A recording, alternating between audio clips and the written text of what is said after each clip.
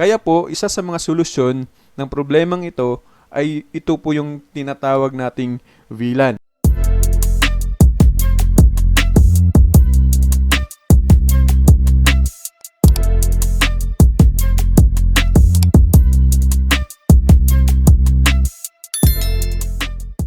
Magandang araw po sa ating lahat mga kaibigan.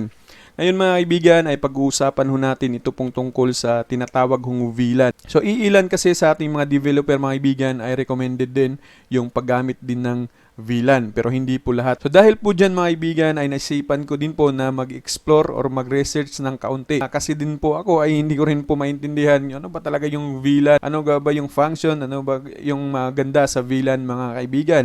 So before po tayo magpapatuloy ay shoutout po muna po sa atin pong mga kaibigan dyan na nagpapa-shoutout kay Sir Arnel Leoner. Isa-shoutout ko din po mga kaibigan, yun pong malaking tulong din po sa akin, yun po developer ho ng LPB at saka developer ho ng Easy Wi-Fi mga kaibigan, since ako po ay isa sa mga authorized na distributor ho nila ng kanila pong mga license. Kung kayo po ay gustong bumili ng license mga kaibigan ay meron po tayong link sa baba ng ating video na pwede nyo pong i-click at bisitahin po ako kung kayo po ay gustong bumili ho sa akin ng license. Okay, meron din po tayong bentang Piso Wi-Fi kit, Piso Wi-Fi kit, VLAN setup, meron din po tayo at saka meron din po tayong benta na Piso Wi-Fi package na din po mga kaibigan. Para iwas scam po tayo, kami po ay nag-COD or COD or COP mga kaibigan sa LBC or JNT po, depende po sa lugar kung kaya pong abutin po ng courier, kung ano pong pwede na courier sa inyo pong lugar. So ngayon mga kaibigan ay ibabahagi ko sa inyo yung konting kaalaman ko nga sa VLAN kasi nga katulad din po ako ninyo na nagtatanong at nag-i-explore. So kahit sa konting idea ay may ma-share po ako sa inyo.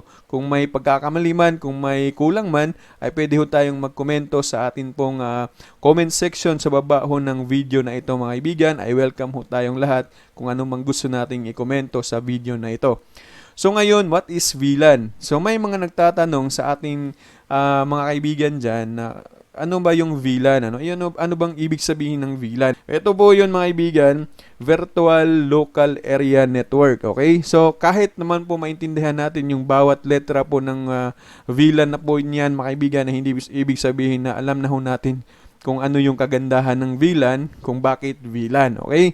So may papakita lang po ako sa inyo. Ito po yung ginawa kong presentation. So kahit hindi po maganda yung presentation ko na ito, pero at least baka po makatulong po sa atin.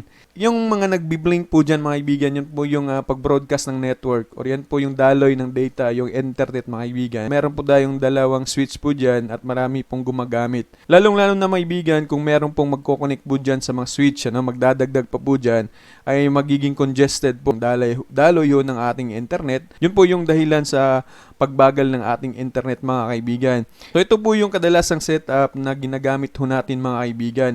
Pero kung mapapansin ho ninyo, kung hindi po yung naka-VLAN, ay medyo matraffic po yan. So dito natin maiintindihan mga kaibigan kung bakit mayroon pong VLAN. Kasi yung VLAN mga kaibigan, ito yung solusyon sa ganitong setup. Ito yung solusyon sa mabagal na pagdaloy ho ng internet kasi nga kung sa daan pa yan mga kaibigan is medyo matraffic po ito, nag-aagawan po sila ng daan. Kaya po, isa sa mga solusyon ng problemang ito ay ito po yung tinatawag nating VLAN. So sa VLAN mga kaibigan, dito po sa VLAN setup, makikita ho ninyo, nilagay ko na lamang po dyan yung iba't ibang kulay ng daloy ho ng internet. Ibig sabihin meron po silang sariling daan, yung visitor, yung sa staff, yung sa student, kahit magkaiba po dyan ng location. Pero ang maganda dito sa VLAN mga kaibigan ay meron po siyang iisang switch. Sa iisang switch, yun pong dalawang switch kanina ay pwede po siyang magiging isa. At yung isang switch na yan ay pwede po siyang i-divide. Pwede siyang magbigay ng sariling daan ng mga computer natin mga kaibigan. Halimbawa, meron pong grupo ng isang estudyante, meron pong grupo ng mga staff, grupo po ng mga bisita. Yan yung maganda sa VLAN. Meron po silang sariling daan at hindi na po magiging traffic pa yung kanilang galaw. Sapagkat, again, meron po silang sariling daan. Kahit po mga kaibigan ay medyo mabilis ho yung explanation ho natin at napakasimple lamang ay sana'y naintindihan ho natin. So again, i-review ko lang. Yung una, yung LAN na setup mga kaibigan ay medyo traffic po yan. Nag-aagawan ho sila ng daan. Kaya magiging congested ho yan.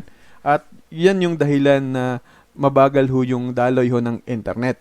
So ngayon, yun nga, yung solusyon is VLAN. Meron po silang sariling daan. Yun pong dalawang switch ay pwede po yung magiging isa at saka divide ho ng switch na yan mga kaibigan. So yan po yung maganda sa VLAN mga kaibigan. Ngayon naman mga kaibigan ay papakita ko sa inyo yung isa din na presentation. Kung mapapansin ho ninyo, makikita ho ninyo dyan, ito po yung kadalasan natin ginagamit na setup. Yun pong meron pang gigabit lang. So makikita ho nyo yung setup na yan. So galing sa ISP, sa router natin, papunta dito sa board, OPMine yan or RPI, tapos lalabas po siya dito sa gigabit LAN, tapos pupunta po siya dito sa power supply LAN. Ayan, tapos itatapon po siya dito sa antena, dadaan po dito sa PoE. Papakita ko din po sa inyo yung setup po ng VLAN ay ganito po siya. So pansinin ho ninyo kung ano yung kaibahan. Wala na po siyang gigabit LAN, diretso na po yan dyan sa ating switch hub. Mapapansin ho ninyo, 'di ba, mas maaliwalas ho, 'di ba mga kaibigan, kasi hindi na po siya dadaan pa sa board tapos lalabas na naman.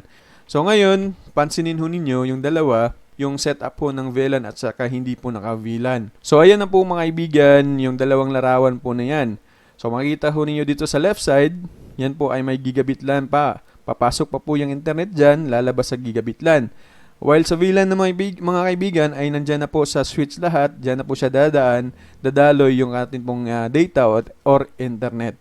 So ngayon, ano nga ba yung kagandahan ng VLAN? Sa pag-search ho natin mga kaibigan, ay isa sa mga benepisyo niya po is cost reduction. So ibig sabihin, less po yung mabibili ho nating switch or gadgets na ating gagamitin, mas makakalis ho tayo sa atin pong bibilhin. Kasi nga mga kaibigan, yung dalawang switch ay pwede na pong pagsabayin sa isang switch lamang kapag VLAN ho yung atin pong setup. Pangalawa, ay boost security.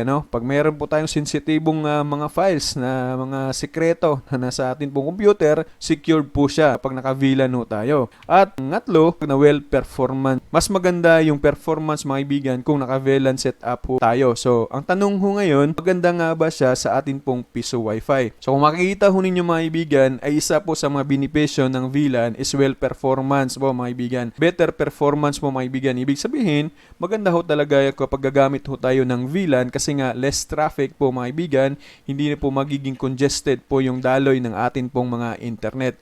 Kung tayo man po ay may problema sa ganyan sa ating lugar, ay much better kung gagamit ho tayo ng VLAN. Pero kung smooth naman yung atin pong piso Wi-Fi, ay wag na po ninyong galawin mga kaibigan. Kasi nga mga kaibigan, maraming nagre-reklamo na magbagal nga yung kanilang piso Wi-Fi. So isa din naman sa mga dahilan yan mga kaibigan ay medyo mababa din yung atin pong internet.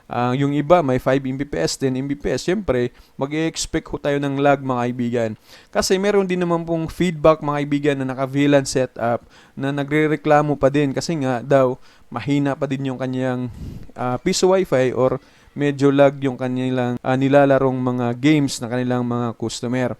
So ngayon nga mga kaibigan, dapat i-check din ho natin na dapat mataas po yung ating Mbps ho ng ating internet or dapat maganda po yung internet speed ho na nakuha ho natin. So ayan mga kaibigan, yan lang po yung kunting kaalaman na ibabahagi ko sa inyo. Ulit, kung kayo po ay meron pa pong idadagdag, ay magkomento lamang po tayo sa atin pong comment section sa video ho natin ito. Again, kung kayo po ay hindi pa po nakasubscribe sa atin pong YouTube channel, ay mag-subscribe na ho kayo mga kaibigan.